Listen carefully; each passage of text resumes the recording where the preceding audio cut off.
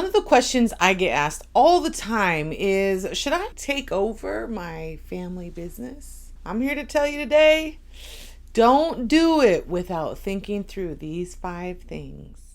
I'm Bridget Hart, coach, business consultant, and blossoming mystic. I hope that you enjoy the content I'm about to bring you today, and don't forget to subscribe down below, like the video, and leave me a comment because this is all about interacting with you. Today I'm talking about the question, should I take over my family business? There's a lot of different scenarios that might cause you to be asking that question at this stage of your life. Maybe you have a family business already with some other members and maybe they're transitioning to a different location.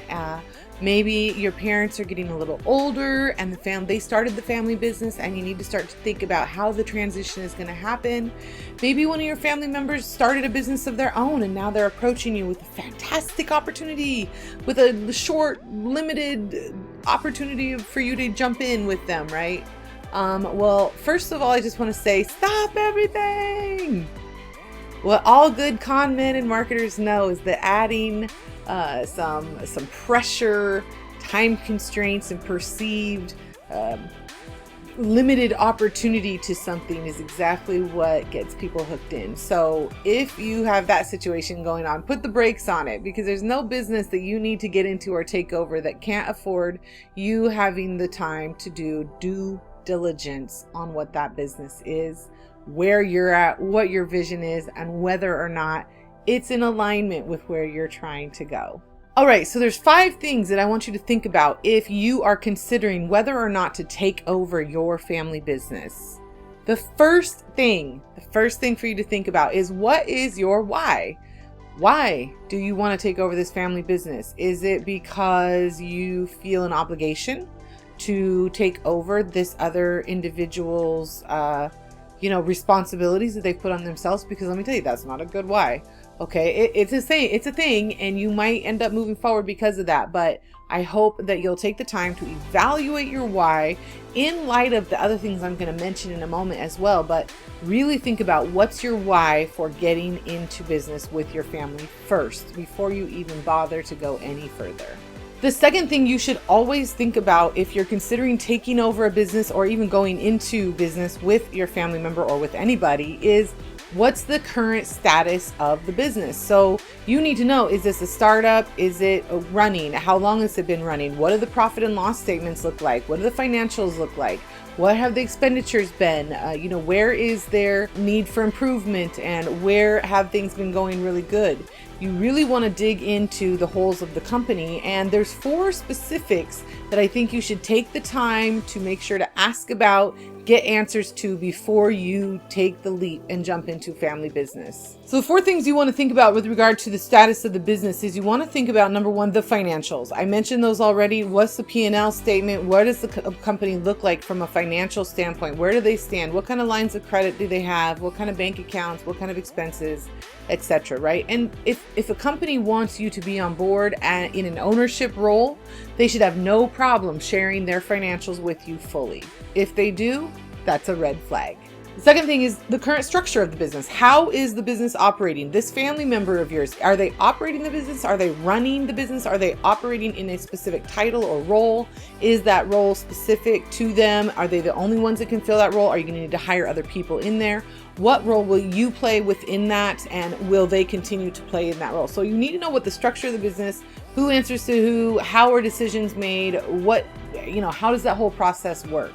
If you don't know that, it's going to be very hard for you to jump in and take over the family business successfully. Third thing you want to know about the business is the history. Like, what has happened in the past? What has worked? What has not worked? What failings have they had? What kind of big lawsuits have they had? Are there employees that were disgruntled, or are there employees that have been with the company for 30 plus years, right? Find out more about the history of the company, the ups and downs, what is good. Don't only focus on the highlights that people love to put on their about page, but really find out about what the low times have been like too. What is the expectations of the people involved in this business right now? So what are your expectations in terms of being involved in the business? What are your family members' expectations regarding theirs and yours?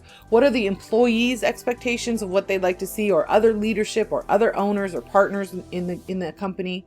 So find out what are everybody's expectations about this transition that might need to take place, or about where we're at right now and where we should go in the future. The next big category for you to think about is, what do you bring to the table in this potential family business venture? If you're going to take over the business, what do you really bring to the table for the business? And will it be beneficial for you and the business for you to do such a thing? Here's 4 little things for you to think about. Number 1, what are your skills and experience? What's your previous career history? And does your actual skills and experience lend itself to the needs of this business? Can you take a job in the business? Should you not take a job in the business? If so, do you have the real experience and skills to do the job very well? Or should you really be honest and know that you would need to hire other people to execute certain parts of the business? Next, you got to think about your financials. What do you bring to the table from a financial perspective? Are you contributing capital to the company? Are you able to take a reduced payroll for a period of time, or reduced salary for a period of time while certain things are worked out? On the opposite side of that, are you in a situation where you live paycheck to paycheck and you need that paycheck to happen all the time, or you will be destitute? Because if so, maybe going into ownership of a family business is not the right idea, but maybe there's an employment or a position that you can take within the company, still support, learn the family business, but just go ahead and get that paycheck without jumping into an ownership role. The third thing you want to think about is your network. Who do you know, and what kind of network do you have that's going to support your role within the business? So I'm not just talking about your support system. I'll talk about them in a moment, but I'm talking more about people that are going to be vendors, partners, clients, etc. for this business, that are going to help you execute on the jobs you may or may not be responsible for within that business. Do you have a good network? If you don't, how do you need to go about getting it? Think about those type of things. So what do you bring to the table? The fourth thing you need to think about, but what you bring to the table when you're considering should you take over your family business, is what is your personal support system that you have in place? Okay, the truth of the matter is that being in charge is very lonely. Okay, being at the top is very lonely. And if you come into a ownership type of position or role within a family business, you are going to be looked at differently than you've been looked at in other roles in your life. You're somebody special, but not only special, also you're someone who is going to be the target of extra criticism and extra eyes and extra thoughts and opinions about how you operate, what you do, decisions you make or don't make, etc. And everything is going to be looked at very critically. So you need to know that you have a good support system in place, so that when you bring yourself to the family business, you're able to bring your full self. So if that means you need to have a therapist on the team, a good doctor, chiropractic, massage, what's up with your family relationships at home, with your husband, your wife, with your kids, etc. Make sure that you address those things and deal with those things, and make sure you're bringing a good support system to the table yourself when you're taking over the family business. What do you want from the table? Honestly, do you know what your vision is and what your goals are for your personal life? You got to get specific about this. There's 4 little areas I want you to think about.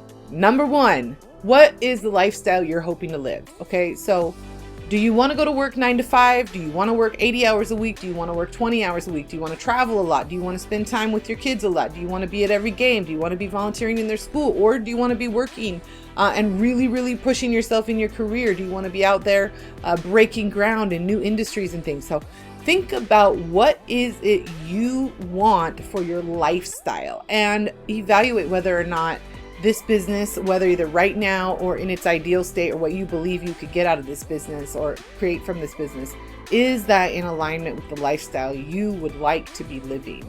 The second thing to think about is the income that you will or won't get from this business. So depending on what kind of a role you get into with your family, if you're an employee, then you don't get ownership, you don't get profits, but you do get that regular steady paycheck and a lot of the other benefits of working with family members, right?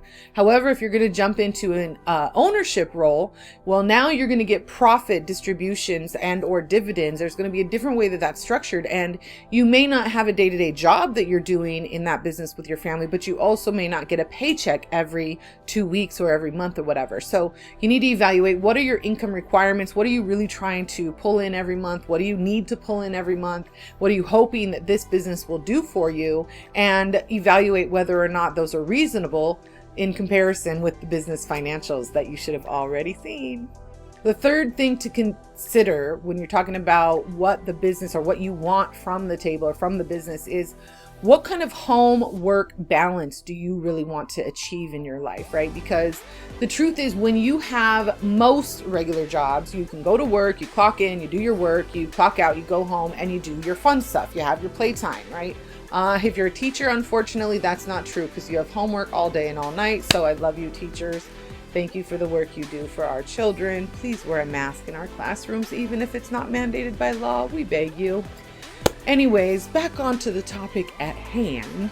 When you own a business, whether it's with your family member or on your own, your work-home balance is likely to be strongly skewed towards the work side of things, right? This might not be a problem for you if you get to work from home in your position, or if your work is flexible and you're able to manipulate it the way that you want to for the lifestyle we already talked about you creating. But just know that as an employee, yes, you still get to have that freedom and flexibility of like, I'm clocking on, doing my job, and I'm clocking out. And it's a fair boundary to set with your family member. If you're working with them, it's a fair boundary to say, when I'm not working, I don't want to talk about work. But when you're an owner, that becomes a little more difficult, especially if you're a co-owner with this other family member. And so you just want to be very clear with what you would like to see in regard to your home and work balance. Like before, when we're talking about what you want the table to bring to you, what do you want to be at the table? Financials. What are the financials you're hoping to get out of this family business venture? Are you hoping for X amount of profits?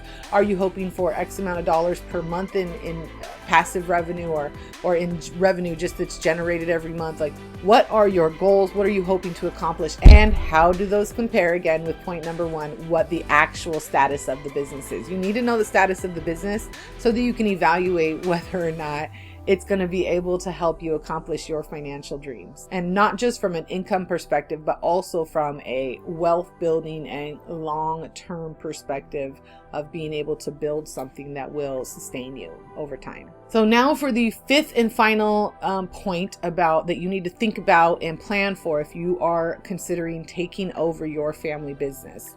Now that you've talked about what your why is, you've figured out what the status of the business is, you figured out what you bring to the table and what you hope the table is going to bring to you, the last step is to really make sure that you go all in on your decision. If you've decided it's a no for you, that's okay. Set your boundaries, be strong. You don't need to volunteer your time to help somebody else build their business, even if they are your family member.